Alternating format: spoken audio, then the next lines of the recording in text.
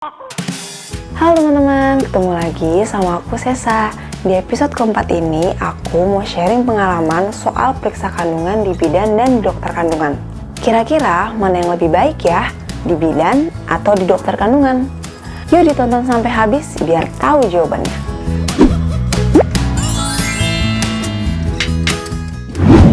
Aku coba ceritain lagi ya dari awal. Jadi setelah ketahuan positif hamil dari tes pack, aku langsung periksa ke bidan pakai fasilitas BPJS. Bidan nggak bisa mastiin aku hamil atau enggak karena nggak ada fasilitas USG di klinik itu. Kata ibu bidannya, kalau hasil tes packnya positif, ya insya Allah emang positif hamil. Apalagi aku sampai 2 kali coba tes pack dan dua-duanya nunjukin hasil positif.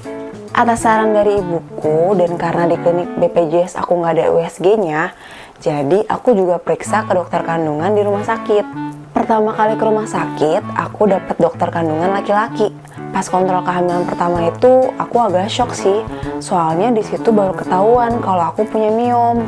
Miom adalah tumor jinak yang tumbuh di area rahim, baik itu di dalam atau di luar rahim. Waktu itu ukuran miomku cukup besar, diameternya sekitar 6 cm. Singkat cerita, karena masalah miom itulah akhirnya aku mutusin buat periksa ke dokter lain yang direkomendasiin sama temanku. Nah, dokter kedua aku ini perempuan. Secara umum, penanganan dokter perempuan dan laki-laki yang aku rasain itu beda banget. Aku udah ngalamin dua-duanya, tapi aku prefer ke dokter perempuan. Sebenarnya dokter laki-laki yang nanganin aku waktu itu baik, tapi penjelasan dokter itu terlalu frontal, to the point dan malah bikin aku takut. Bedanya sama dokter perempuan, aku lebih enak nanyanya. Mungkin karena sesama perempuan kali ya, dia juga lebih detail, sabar dan keibuan. Dan yang paling ngebedain, dokter perempuan yang nanganin aku ini bisa nenangin aku. Jadi aku gak khawatir lagi sama kondisi miom aku.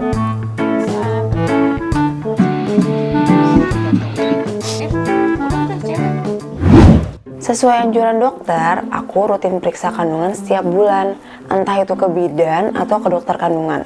Selain buat periksa kandungan, aku juga manfaatin libur weekend untuk kumpul sama keluarga. Soalnya keluarga itu paling penting banget buat aku. Apalagi aku udah berkeluarga kan, jadi waktu kumpul sama orang tua dan adik-adikku pasti berkurang. Sekedar makan-makan bareng aja, aku udah seneng banget. Yang mahal itu kebersamaan ya teman-teman. Soalnya bapakku kan dinas di luar kota, jadi jarang banget pulang. Sekalinya pulang, ya harus dimanfaatin waktunya buat kumpul keluarga. Selain itu, dengan kumpul keluarga, aku ngerasa menjalani kehamilan aku lebih nyaman dan happy. Balik lagi ke topik pembicaraan kita tadi ya teman-teman. Lebih baik periksa kandungan di bidan atau di dokter kandungan. Sebenarnya itu semua tergantung nyamannya kita aja sih.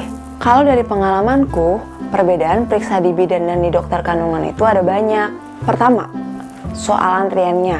Pengalamanku periksa di bidan nggak pakai antri lama. Sedangkan kalau periksa di dokter nunggunya harus benar-benar sabar. Apalagi kalau dokternya terkenal, pasti pasiennya banyak banget. Ngantrinya bisa berjam-jam. Aku pernah daftar jam 7 malam, baru diperiksa sekitar jam 10 malam. Saking banyaknya pasien yang periksa ke dokter itu. Kedua, soal konsultasinya. Kalau kontrol di bidan, konsultasinya itu bisa lebih lama. Bisa sampai setengah jam atau lebih. Sedangkan kalau kontrol di dokter, waktunya terbatas. Selain itu, bidan lebih detail meriksanya. Pakai dipegang-pegang gitu perutnya.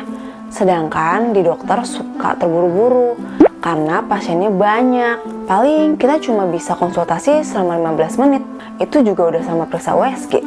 Yang ketiga, soal harganya. Biaya kontrol bidan relatif lebih murah. Bahkan nggak perlu bayar kalau pakai fasilitas BPJS. Sedangkan harga kontrol kehamilan di dokter itu beda-beda, tergantung dokter dan rumah sakitnya. Biasanya kalau periksa di rumah sakit juga akan lebih gede biayanya, karena ada tambahan biaya USG dan obat-obatan.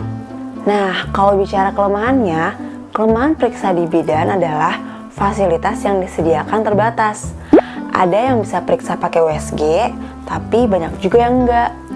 Sedangkan kalau kita periksa di dokter, rata-rata tersedia USG. Jadi kita bisa lihat kondisi bayi dari monitor. Kesimpulannya, bidan dan dokter punya kelebihan dan kekurangan masing-masing. Kelebihannya, kontrol di bidan itu antriannya relatif sedikit, periksanya nggak diburu-buruin, jadi kita bisa banyak nanya, dan biayanya murah. Sedangkan kelebihan kontrol di dokter kandungan itu ada USG-nya, dan intinya peralatannya itu jauh lebih lengkap. Tapi yang aku ceritain ini berdasarkan pengalaman pribadiku ya teman-teman. Kalau bicara secara umum, banyak juga kok bidan yang ngantrinya lebih lama dari dokter, dan banyak juga bidan yang udah ngelayanin pemeriksaan USG.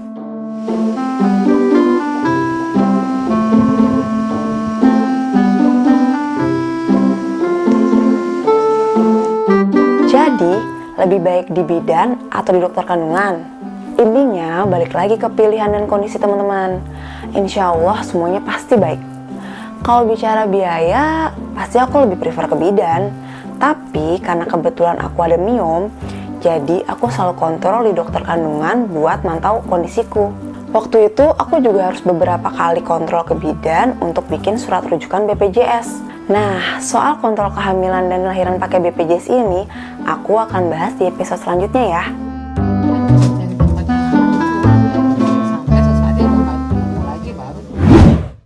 Oke, segitu dulu ya sharing dari aku kali ini. Seperti biasa, kalau teman-teman punya pengalaman menarik seputar kehamilan, bisa share pengalamannya di kolom komen yang ada di bawah ini, biar kita bisa sama-sama belajar. Dan sekali lagi, ini berdasarkan pengalamanku, tidak bermaksud menggurui ataupun pamer. Sampai jumpa di episode selanjutnya ya. Bye!